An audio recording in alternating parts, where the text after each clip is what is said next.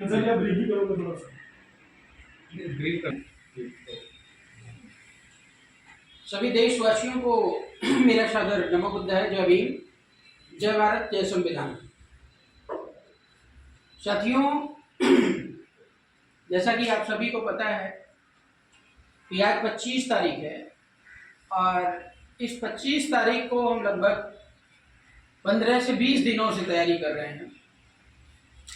जंतर मंतर पे धरना प्रदर्शन होना था, बहुत विशाल धरना प्रदर्शन होना था और वह नरेंद्र मोदी जी की कुनीतियों के खिलाफ। नरेंद्र मोदी जी भारतीय लोकतंत्र को तबाह करना चाहते हैं, एक छत्र राज्य करना चाहते हैं और राजतंत्र व्यवस्था लागू करना चाहते हैं, जिसके चलते उन्होंने ये सिंगोल को आपके लोकसभा में स्थापित किया है। साथियों, प्रैक्टिकली आपको बताऊं कि लोकतंत्र जो देखने को मिल रहा है, ये सबसे पहला जो पेपर है हमारे पास, ये आप इसको देखिएगा, ये दिल्ली पुलिस का परमिशन लेटर है। इसको हमने 8/6/23 को दिया है। उसके बाद हमने दिल्ली पुलिस को अंडरटेकिंग दी है, ये 3-4 पन्नों की है। इसमें लिखा हुआ है दूसरा पॉइंट, छोटी मोटी सारी कंडीशंस तो है ही हैं। दूसरा पॉइंट ये है, I shall carry the permission granted in original to be shown to any police officer on duty on demand. मतलब साफ साफ इसमें लिखा हुआ है कि आपके पास परमिशन की ओरिजिनल कॉपी होनी चाहिए। हमने जो है ये परमिशन लेटर नहीं है, ये एप्लीकेशन लेटर है और इसकी कॉपी है। इसको देने के बाद हमने पूरा प्रयास किया कि हमें परमिशन दी जाए।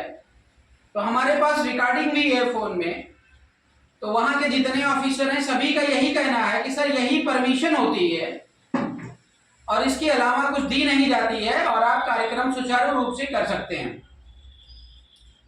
अब इस पॉइंट को देखते हुए हमने कहा कि भाई अगर पहले से परमिशन हमें कंफर्म हो जाए तो हम अपनी तैयारी जोर शोर से करें। ये बात हमने उनको भी बताई, लेकिन उन्होंने एक बात मतलब इस बात को सुना नहीं और कहा कोई बात नहीं, आप करिए, कार्यक्रम आपका होगा। अब जैसे कोई बड़ा ऑफिसर पुलिस का हमसे बोल रहा हो तो मानवता के नाते, एक भाईचारा के नाते हमें विश्वास करना पड़ता है। और ऐसे ही हम विश्वास किए कि चलो ठीक है, जब आप कह रहे हो कार्यक्रम आपको करवाना है, आपको संरक्षण देना है, आपको सुरक्षा देना, सिक्योरिटी देनी है, तो हमने इसके लिए किसी कमिश्नर को थप्पड़ नहीं मारा और किसी सच्चों का गला पकड़ करके हमने दबाया नहीं कि हमें परमिशन दे दो।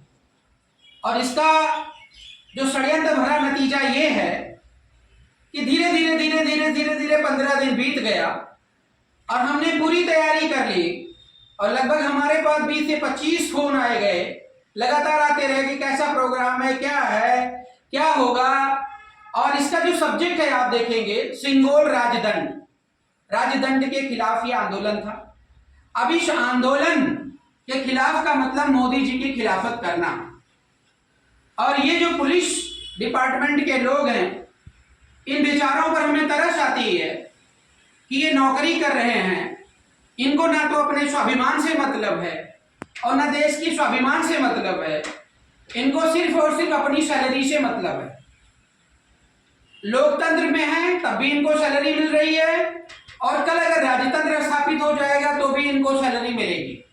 इनको इससे कोई लेना देना नहीं। हमने बार बार इनको बताया कि हम आपके बच्चों की ही लड़ाई लड़ रहे हैं, लेकिन अंतिम दिन 25 तारीख को 10 बजे रात्रि को ये रिजेक्शन लेटर हमें थमा दिया जाता है कि आपका प्रोग्राम नहीं होगा। बात समझ गए होंगे। ये प्रोग्राम नरेंद्र मोदी के खिलाफ, तमाम प्रोग्राम जंतर मंतर पे हो रहे हैं और जंतर मंतर पे वही प्रोग्राम होते हैं जो या तो नरेंद्र मोदी जी की तारीफ में हो या नरेंद्र मोदी जी से उसका कोई मतलब ही ना हो। मतलब लोकतंत्र है लेकिन मोदी जी का विरोध नहीं होना चाहिए। और जब मोदी जी का विरोध होता है, मोदी जी की ताजपोशी का विरोध होता है, तानाशाही का विरोध होता है तो वहीं पर लोकतंत्र खत्म हो जाता है, और जिसके शिकार अभी हम हुए। साथियों, इस देश के अंदर लोकतंत्र बचा नहीं है। अब अगला चरण हमारा जो अभी हम प्रेस कॉन्फ्रेंस कर रहे हैं, इसके चलते अभी हम हाई कोर्ट, सबसे पहले हाई कोर्ट में अपील करेंगे कि हमें परमिशन दिया जाए पहले से। जैसे इन्होंने लिखा है कि permission can not be permitted in the view of security, law, order, traffic and so on, तमाम रीजन दे रखे हैं। मतलब सुरक्षा की दृष्टि कोड को ध्यान में रखते हुए आपको परमिशन नहीं दी जाती है। तो वो, मैं तो इस देश का नागरिक हूं, मैं ना कोई जो है आतंकवादी हूं, ना मैं कोई देशद्रोही घोषित हुआ हूं कभी। मैं भारत देश का एक आम नागरिक हूं, और ये भारतीय राष्ट्रीय पार्टी को चुनाव आयोग अधिकार देता है कि सत्ता के खिलाफ अगर कोई भी अभद्रता करे, मतलब लोकतंत्र के खिलाफ या संविधान के खिलाफ करे सत्ताधारी पार्टियां, तो चुनाव आयोग ये हमें अधिकार देता है कि हम उसके लिए धरना प्रदर्शन करें, विरोध करें, प्रदर्शन करें, रोड पे कोई और प्रकार की एक्टिविटी करें, ताकि हम लोकतंत्र को बचा सकें। लेकिन आज दिल्ली पुलिस वालों ने मोदी जी के आदेशानुसार इस कार्य में भी हमें बाधा पहुंचाई है। तो हम भारत सरकार को भी और दिल्ली पुलिस दोनों को भी हाईकोर्ट में चैलेंज करेंगे कि हमें परमिशन दिया जाए और सिक्योरिटी व्यवस्था सुनिश्चित की जाए। वो डेट आप डिफाइन कर लीजिए कि कब आप सिक्योरिटी डिफाइन करते हो, डेट डिफाइन करते हो, और कब सुरक्षा व्यवस्था आपके पास हो जाती है। हम आप नागरिक ही हैं और आप नागरिक के हैसियत से ही लड़ेंगे। आज तक किसी को हमारे चलते असुरक्षा नहीं हुई है, लेकिन दिल्ली पुलिस को हमारे चलते समस्या है। तो साथियों, मेरा आपसे हाथ जोड़ करके निवेदन ये है कि देश में लोकतंत्र नहीं बचा है, और अब मोदी सरकार का, मीन्स बीजेपी का विरोध जो है हर घर में होना चाहिए, और जब तक हर घर से विरोध नहीं उठेगा तब तक हम इनको सत्ता से उखाड़ के नहीं फेंक पाएंगे। और जैसे ही आप इनके खिलाफ लड़ने जाएंगे, तैसे ही आपका ये रास्ता रोकने का प्रयास करेंगे। तो सबसे बड़ा वोट का अधिकार जो बाबा साहब भीमराव अंबेडकर ने दिया है, तो हर गली में मोदी जी के खिलाफ नारे लगने चाहिए, और मोदी जी का विरोध होना चाहिए, और मोदी जी को शर्म आनी चाहिए जो दिन रात झूठ बोल करके देश को बेवकूफ बना रहे हैं। और जरा सी भी अगर शर्म बची हो तो उन्हें इस्तीफा दे देना चाहिए। सर, आपने इस पे जो आपका फ्लैक्स लगा है, इसमें लिखा है हाँ। सेंगोल हटाओ लोकतंत्र बचाओ, जी, जिसकी वजह से आज आपको परमिशन भी नहीं मिली। हाँ। तो क्या विषय है सर, ये सेंगोल हटाओ लोकतंत्र बचाओ? ये एक्चुअली मोदी जी जिस दरवाजे से राजा बने हैं भारत देश के, तो अभी कल का एक मैं स्पीच सुन रहा था, तो उन्होंने कहा कि बाबा साहब भीमराव अंबेडकर ना होते, बाबा साहब भीमराव अंबेडकर संविधान ना बनाए होते तो आज मैं प्रधानमंत्री नहीं बन पाता। तो भारतीय लोकतंत्र ने उनको इजाजत दी। तो मोदी जी अब क्या कर रहे हैं, ये राजतंत्र का प्रतीक है। पहले जो राजा लोग हुआ करते थे, जैसे चरवाहा होता था, डंडा लेकर के चलता था और भेड़ बकरियों को चराता, जब चाहता 4 सोटा मार देता था। ठीक वही प्रकार का ये डंडा है कि राजा के हाथ में होता है, तानाशाही का प्रतीक होता है। और नरेंद्र मोदी जी ने इसको स्थापित इसीलिए कर दिया है कि आम जनता का रास्ता पूरी तरीके से ब्लॉक हो जाए।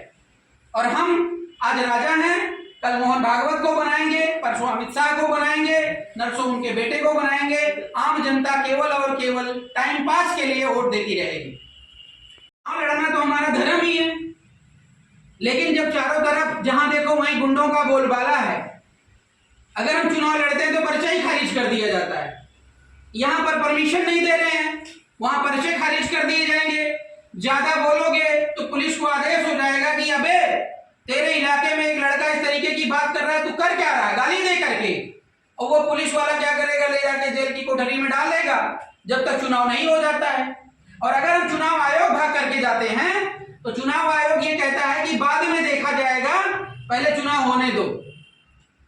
सर, अभी आपने बात करी कि पुलिस प्रशासन जो प्रधानमंत्री मोदी के उसमें आपको रैली की इजाज़त नहीं दे, पर पिछले 110-11 दिनों से वहाँ पर ORP की मांग को लेकर पूर्व सैनिक बैठे हुए हैं। इससे पहले ही अभी कुछ दिन पहले पहलवानों ने बहुत उनका धरना काफी दिन चला।